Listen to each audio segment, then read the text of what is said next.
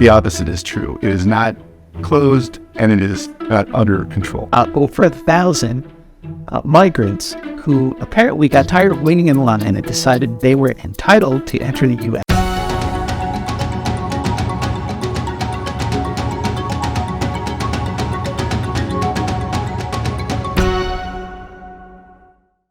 Welcome to No Border, No Country. I'm joined by Judge Matt O'Brien. Matt, have you heard the good news?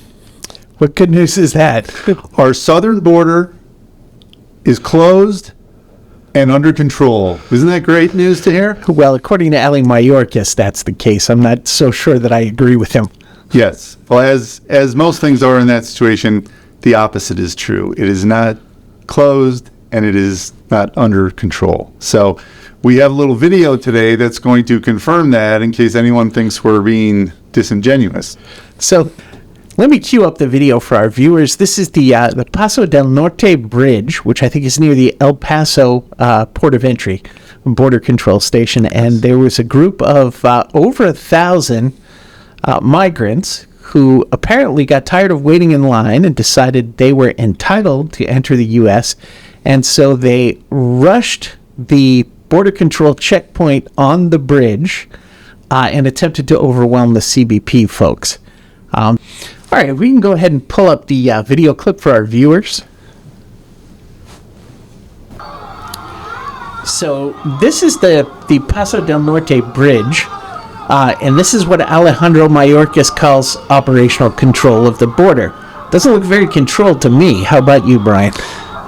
It looks like Mad Max with Mel Gibson a little bit. Yeah, or one of those 1950s Hollywood movies where the French are storming the British castle and coming across the drawbridge.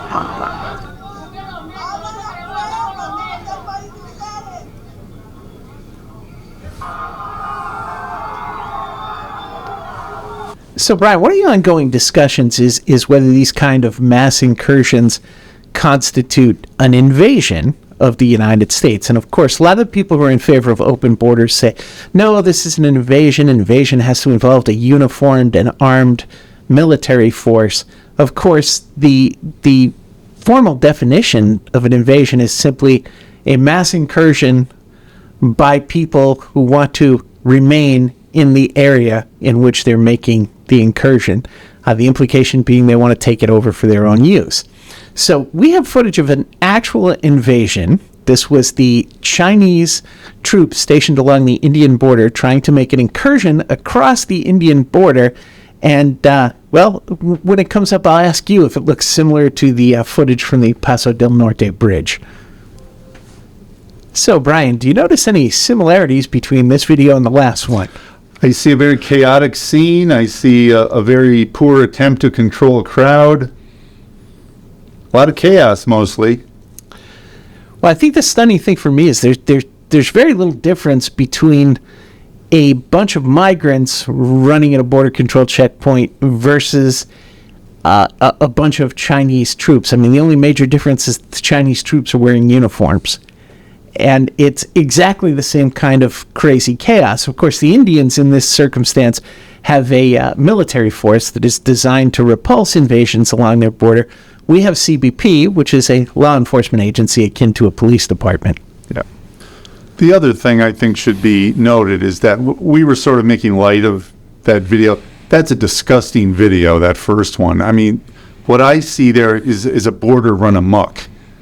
For someone like Mayorkas to go in front of cameras, to go in front of Congress and say the border is closed is just an insult to everyone.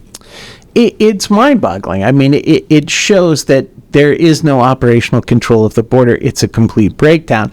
And of course, if you look at the first clip, that was about 1,000 people. The second clip probably had about 200 Chinese troops. Both equally scary situations, but the thing watching this that came to my mind was, what happens when this is 10,000 or 50,000 or 100,000 people? As we've already pointed out, CBP is not a military force. It's not designed to repulse an invasion. It's designed to police the borders. And anytime that there's an attempt to emplace the military on the border, you get a lot of crying and howling from the anti-borders, I should say. contingent about how this is just wrong. We shouldn't have a militarized border. But it seems to me that the Indians are taking these kind of threats much more seriously than the United States. Yes. The other thing that jumps out at me when I see that is it has been well documented by this point that these cartels that we've talked about before are highly sophisticated. They use very clever tactics to achieve their goals. One of them, which we've heard from numerous sources, is that they will storm an entry point to create a situation where the agents have to it's all hands on deck. They have to go there and deal with it. And while that's happening, a couple miles down the road, they are getting fentanyl across, they are getting MS-13 assassins across, whatever they're making money off of. So my question is, while this was happening at the bridge there, what was going on that we didn't see? Because I suspect there was something even worse going on down the road. Yeah, Brian. So, I mean, I think you're 100% right. It's likely that there were all kinds of other things going on. It's entirely possible that the cartel members paid these individuals to test the border defenses. It's possible it was a distraction in order to try and get people or contraband across the border somewhere else. One thing that I did notice was there seemed to be a person who was standing there trying to get footage of this with an iPhone camera in a rig. I don't know if that was some technically savvy credentialed journalist who knows how to use an iPhone to get that kind of footage, or if that was a citizen journalist who was trying to get footage of CBP doing something that people who are in favor of open borders can point to and say that the CBP officers are somehow abusing people's human rights, or so on and so forth. I was shocked at the restraint that was being shown by CBP. In one sense, I think that's a problem. Obviously, we don't want to have violence along the border. On the other hand, when you have 1,000 people trying to force their way over your border, that's a violation of American sovereignty, and there's a question as to how we should respond to that. I think India sent a pretty clear message that it did not want Chinese troops coursing over its border. We don't want to see anyone whacking migrants with 2x4s. That's not what this country is about. On the other hand, I think that Ali Mayorkas and his merry band of schmucks that are currently running DHS haven't taken this seriously, and there's a large number of things that don't involve violence, or for that matter even force, that they could be doing in order to prevent these situations from happening. They could use choke points and funnel people one at a time onto the border bridge, and then again one at a time into the checkpoints. They could be using technological devices to monitor these things.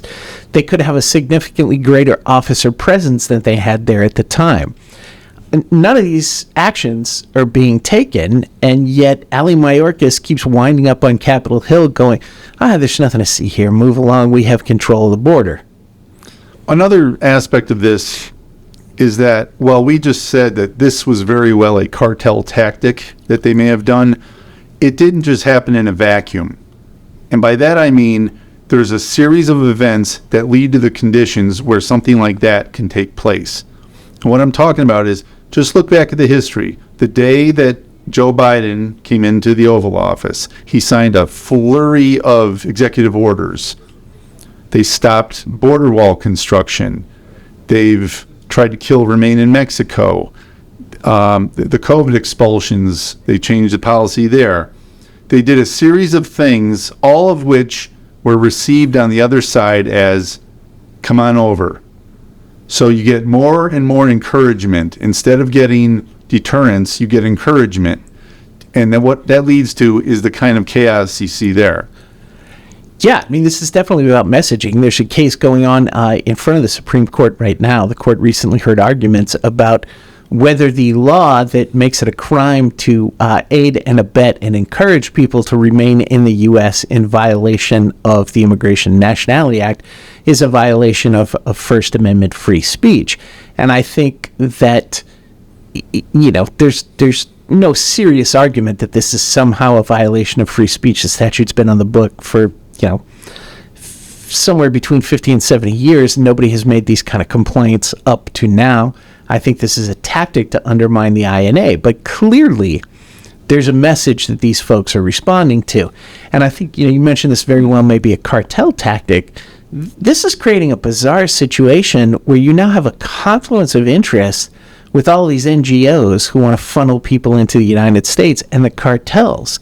I mean, they say politics makes for strange bedfellows, but this is absolutely bizarre. And so we're now in a situation where we have seen, and I know both Fair and Early have written on different aspects of this, situations where these supposed NGO public interest groups have actually been involved in what amounts to alien smuggling, whether it be leaving water and supplies for people in the desert, or whether it be involved in actively getting these people over the border. And it's always been shocking to me, why do people somehow think that immigration law is different? If there were some effort by an NGO to smuggle people onto private property somewhere where they weren't supposed to be and have them take up residence there, no one would bat an eyelash when the police came and evicted them. But when it's border control, people seem to have a problem. Well, you mentioned NGOs. That raises another question. When I look at that video, you see someone holding up it looked like an iPhone with a bright yellow case on it. Mayorkas has been pushing the CBP One app as a way to ostensibly lessen the chaos at the border, that they could set up appointments with Border Patrol and they could get through essentially with less chaos. We are also told that these people that are coming up from the south are the poorest of the poor, the most oppressed people. Where are they getting all these late model iPhones? Well, that's a good question. I mean, we don't know if that person was a journalist from the U.S. or the Mexican side of the border, but I think, putting the iPhone aside, it raises a really interesting point. That group of people appeared to be very well clothed, and most of them did not look to be starving. That was not a gaunt, haggard group of people. There were a fair number of very well-fed individuals, and I'm a rather well-fed individual myself, so I'm not criticizing anyone, but this did not look like the average group of refugees that you encounter in the Sudan or Yemen, and there was a whole lot of Nike, Adidas, and other designer clothing present. So I mean, I think what you're observing just reinforces the point. The vast majority of these people aren't seeking asylum because of persecution. They have been convinced by the Obama administration and the Biden administration that asylum is the magic word that gets you the free ticket to work inside the chocolate factory here in Wonka Land, also known as the United States. And, if you want to get that golden ticket, you need to say the magic words. But when I was an immigration judge, I would have these people appear in front of me all day. And you'd say, okay, what are you afraid of in this country? Oh, I can't get a job and there's a lot of crime. Well, those aren't the bases for asylum. Asylum is given out to people who are being persecuted by their own country on the basis of race, religion, nationality, political opinion, or membership in a particular social group. It's not a free pass for anyone who lives in conditions that are less nice than those that prevail in the United States. And that brings me to another issue. You look at this, there's a whole lot of people I see walking around the streets of D.C. that look in a lot worse shape than these folks who are coming over. And the folks that I'm seeing are native-born U.S. citizens. And I think, if you drive through certain parts of Ohio or West Virginia, you see people that are even in worse shape. Why are we spending money to bring the rest of the world here and feed and care for them when we have our own citizens that are in dire circumstances and the government is doing virtually nothing for them? Well, our political betters, as they say, talk a good game about helping the down and out in this country, but when it comes right down to it, they're chasing the next voting bloc of the future. Isn't that really what it's about? I mean, yeah, frighteningly so. I mean, this appears to be a deliberate effort to change the voting demographic in the United States. It seems to be a bet by the ruling class, as Angelo Codevilla called them, that people are going to vote a certain way based on their ethnicity and their foreignness. Now, that's not a guarantee if you have people coming from various different parts of the world. On the other hand, with the group coming from Latin America, they do have a tendency to vote in one particular way, which is why Ali Mayorkas, who was born in Havana, has been remarkably unsympathetic to the concerns of his former countrymen from Cuba.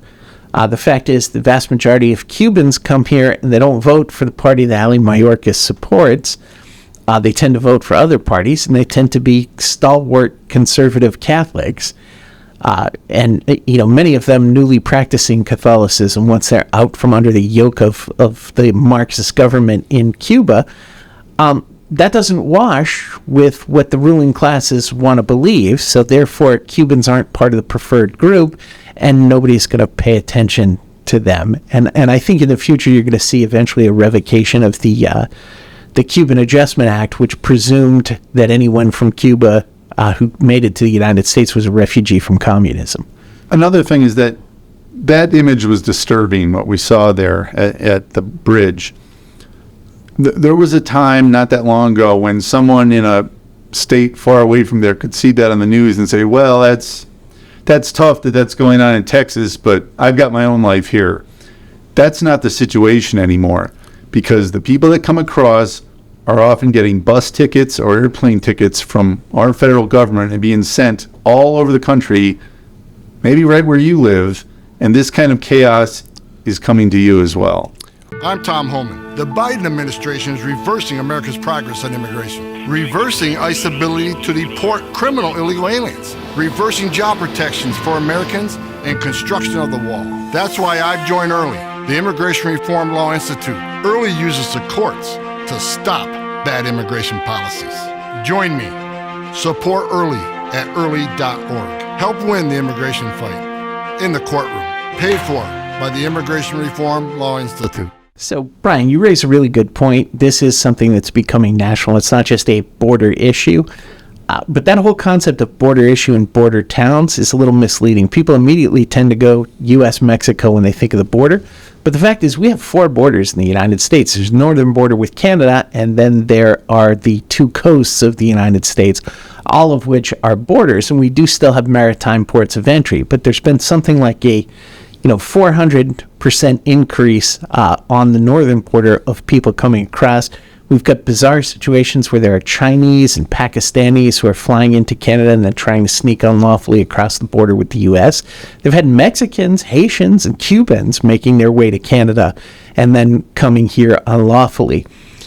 There's been a huge increase, and EARLY has written about this, in maritime alien smuggling. People are starting to take the more dangerous waterborne routes just because of the chaos that reigns supreme along the border. And then you have to take into account that almost every state has one, if not multiple, borders at this point, because there are international airports, and the vast majority of those have a CBP presence. Now, it's a little harder for people to come en masse to the United States in an airliner because of the way air traffic control is run. On the other hand, it's not inconceivable that that could happen. I mean, there were certainly circumstances that with hijackings of planes in the 70s. Fortunately, we haven't seen too much of that in the modern era, but we have a federal air marshal service in order to prevent that kind of thing from happening. They didn't end with large numbers of migrants trying to crash the gate at an airport, but the September 11th attacks were hijackings. And those were people who were bound for an international border of the United States and wound up making an unlawful incursion, even though people don't tend to see it that way. So that this is something that could become a more significant problem. And, of course, the European Union has been dealing with this, particularly in Hungary and Poland and Greece. There have been large numbers of people trying to bust their way into the European Union. So it's a big issue. Another thing that occurs when you watch video like that one from El Paso, Joe Biden has earned a reputation over his career for saying reckless things. And he's gotten a pass from the media because they say, oh, that's old Uncle Joe. He just says some weird things now and then. When they were having the Democratic primaries in either late 2019 or early 2020, he was in a debate with the other Democratic candidates. He said, and this is on YouTube, you can look it up, I want everyone, I'm paraphrasing loosely, but he said, those people need to surge the border. He used the word surge. The people of the world who would like to come here, they pay attention, and they heard that, and it was made very clear to them. Come here, we'll find a way to get you in. And that's exactly what's happening now. So, do the cartels have responsibility in this? Absolutely. But we've got to look at our own leadership, which has flagrantly surrendered the integrity of our borders for what? Personal political gain? Yeah, I mean, it's an attempt to keep a hold on power by changing the voting demographic in the United States, as we've already said. But what's particularly scary about this is, if you think about this, in the 60s, 70s, even the 80s, if a president said something like that, it was dependent upon people reading about it in a newspaper, hearing about it on the radio, or seeing it on television. And in a lot of the countries south of the border, not everybody had a television. In fact, a lot of people living out in rural farming communities might not have had regular access to a radio. Now, everybody and his cousin, as you pointed out, has a late model phone, which is essentially an internet surfing device, a personal computer in your pocket. Not to mention that because of wireless transmission, most of the world is wired now. So you can be somewhere in the outer reaches of Yucatan Peninsula with a wireless equipped laptop computer and be able to communicate via the internet. And if you're surfing the right sites, you're going to see all kinds of messages from NGOs and from politicians in the United States that are essentially saying the border is open, which I think is why the observation from the judge in Florida dealing with the parole and alternatives to detention case said to the federal government, it's as if this administration has hung a blinking neon sign on the border that says, we're open for business, come on in. I wanted to ask you, Matt, you served as an immigration judge. You've seen this process from the inside. It has been getting bad for years now. It seems like it's gotten exponentially worse in the last 3 years. Even if tomorrow we had better leadership in the executive branch, we had judges that weren't anti-borders radicals, we had better people at all levels, how long is it going to take to even return this to a point of something resembling normal? It just seems so far gone at this point. What's it going to take? Well, if we had someone with a solid plan who would not allow him or herself to be pushed around, and who, quite frankly, took the Andrew Jackson approach to some of the court holdings. There was a famous Supreme Court case that went against Andrew Jackson, and somebody said, you have to obey that ruling, and he said, well, the Supreme Court, what army will make me comply with it? And I think the eventual legal reason that he gave for not complying with the case was, this is only applicable in this specific case. We're not reading this as a case that applies as precedential in all circumstances. Now, I'm an officer of the court, member of the bar. I was a judge. I'm not advocating for anyone blowing off the court and ignoring its authority. What I'm trying to say is I think there have been a lot of really bizarre and questionable decisions that have not been contested by certain administrations because they wanted them to go a particular way. So I think if somebody comes in with a plan to attack these things in the courts and makes it known that they're going to push back when the court does something that it has no authority to do, and take action under the political question doctrine, the plenary power doctrine, which are both doctrines that say there are certain things the courts are not entitled to review, I think you could turn it around pretty quickly. This is the whole problem with immigration court with this is it's suffering from the same problem that we're experiencing in the criminal justice system. Okay? The purpose of the immigration court is to determine whether somebody has any legitimate claim to be here, and then to give them a fair hearing on whether they merit being allowed to stay here under whatever claim they may have. The open borders, anti-borders lobby has turned this into a civil rights issue. But the fact is, if you're a foreign national, you don't have a civil right to be here. If you have lawful permanent resident status, that can be canceled by the government. Even though the other side doesn't like it, it can be canceled virtually at will. I mean, there are huge numbers of provisions in the Immigration Nationality Act that allow the President, the Attorney General, the Secretary of State to simply say it's not in the best interest to have this person here in the United States. So there's been this whole snowball of supposed rights and civil rights and civil liberties issues that are completely spurious, that have been brought up in the context of immigration cases. And so instead of the immigration court protecting the American people from violators of the immigration laws by giving people a fair hearing and making sure people who are deserving and entitled get what they're entitled to and people who don't get a free ticket home, we're doing the same thing that we do in the criminal courts, where the focus of the criminal courts is on determination of guilt and punishment of the guilty. But we have turned it into this big machine where the primary concern is the perpetrators being treated as victims. And, we have to make sure that Johnny the murderer completely understands everything and isn't upset by his conviction and sentencing. And the same thing is going on in the immigration courts. And it's crazy. And so what I think we need is a president with an immigration plan who is committed to appointing judges who want to read the law and then apply it the way it was written. And if that happens, we can start to get a grip on this. Donald Trump did just that. He got pushback from everywhere, and the people on the other side of this issue love to portray everything he did as a failure. But the fact is, at the end of his term, just through the construction of a barrier and some of the policies that he pursued and cases that he won, like Trump v. Hawaii, he managed to bring unlawful immigration to a grinding halt along the southern border. And had he gotten a second term and been able to manage the pushback better, he may well have fixed the situation. Now, whether that would have been a durable solution if a Democrat administration came along, would have remained to be seen. But the fact is, if one has a commitment to the rule of law, American style, and a commitment to applying the Immigration and Nationality Act the way it was written, then the problem is fixable. But if someone is going to ignore it and read the provisions in a way that always benefits the aliens and it's never over until the alien wins, well, then we're going to continue to have problems long term. You touched on something very important there, in that how these government people view the issue.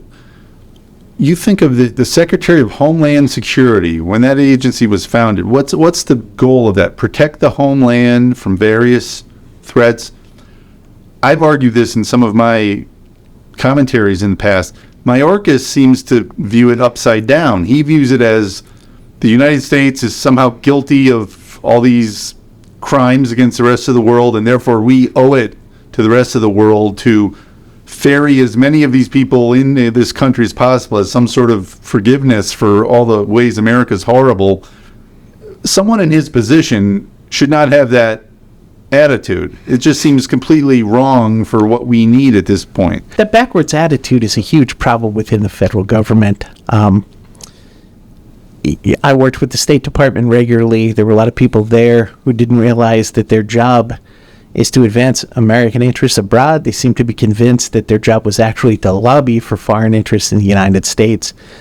Mayorkas, as you said, appears to believe that the United States is responsible for everything that's wrong in the world, and everyone who wants to come here should be able to come here, as long as they're not Caucasian, European, and in possession of marketable job skills. So it's a bad situation, and it is a very difficult situation for U.S. citizens and taxpayers when the people that they are relying upon to secure the borders are taking this attitude that their job is to funnel non-Americans into the United States. So, Matt, as we said, that video we watched was disturbing. Is that an anomaly? Is that a rare thing, you think, or is that something we're going to probably get used to seeing more frequently? That's definitely something we're going to get used to seeing more frequently. I mean, there have been a number of attempts to rush. We had the Venezuelans waving the flags. We had the Haitians under the bridge that tried to bust out of the area where they were being held because CBP didn't have enough detention space. So this, unfortunately, I think is going to start becoming the norm unless there are some drastic measures taken to return the border to its normal state of operations and to establish operational control over the border, which has been notably absent under Ali Mayorkas. Unfortunately, that's all the time we have for this episode of No Border, No Country. But please, stab that like button, subscribe, and visit www.early.org, our website, to keep track of Early's mission and Early's actions. Thanks again for watching.